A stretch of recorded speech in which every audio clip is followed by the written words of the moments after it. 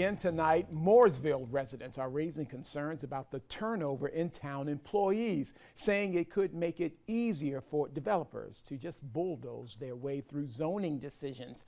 Investigative reporter David Hodges joins us live in studio to help explain why the timing of all this turnover is especially interesting. David, what can you tell us? Well, Dedrick, in response to this report I've been working on, the town told me that employees transition for a wide variety of reasons, but directories from the town of Mooresville over just the past year show it's been dramatic there. Dozens of top-level staff have left, and across all departments, more than 100 employees who used to work for the town no longer do.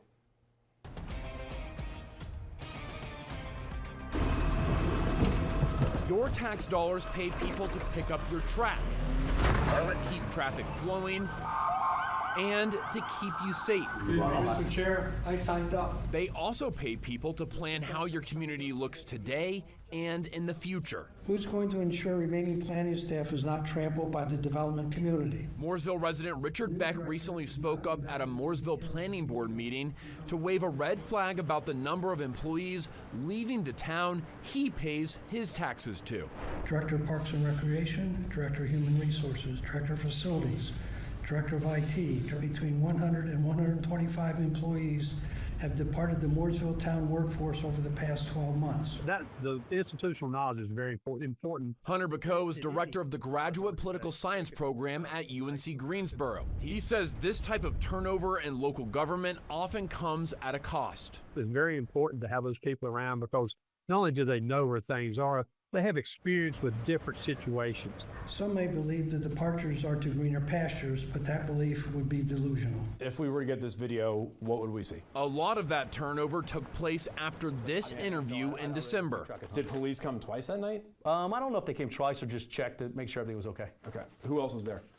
My communication person, who was the person I had met with. I requested video surveillance footage from inside town hall that night, but Mooresville's town attorney denied my request, and WBTV filed a lawsuit against the town in June to release the footage. I was encouraged to do this to this board tonight because this board needs to know. But one of Beck's biggest concerns is about the planning department, where there's been another change in leadership. Beck's message this night was to town residents who volunteered their time to sit on the planning board, letting them know that this much turnover comes with a risk.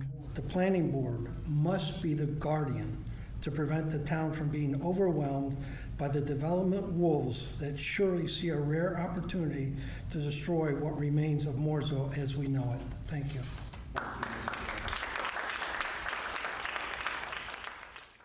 In an email response to this report, a spokesperson for the town of Mooresville wrote, quote, "We are committed to our team and have demonstrated our commitment to our workforce in a number of ways, including investing in significantly improved employee benefits and a new compensation structure and job architecture. It is also important to acknowledge that employees transition for a wide variety of reasons in every industry, and we are no exception." Wow, interesting story there. Now, population growth is a major political issue across North Carolina, specifically in our region. So tell us, can a lot of turnover in town employees really have an impact? Yeah, so Hunter Bacot was telling me that especially in planning departments, when you're talking about zoning and growth over towns, a lot of the regions around the Charlotte area are bringing on new ordinances, new rules for how they're going to grow.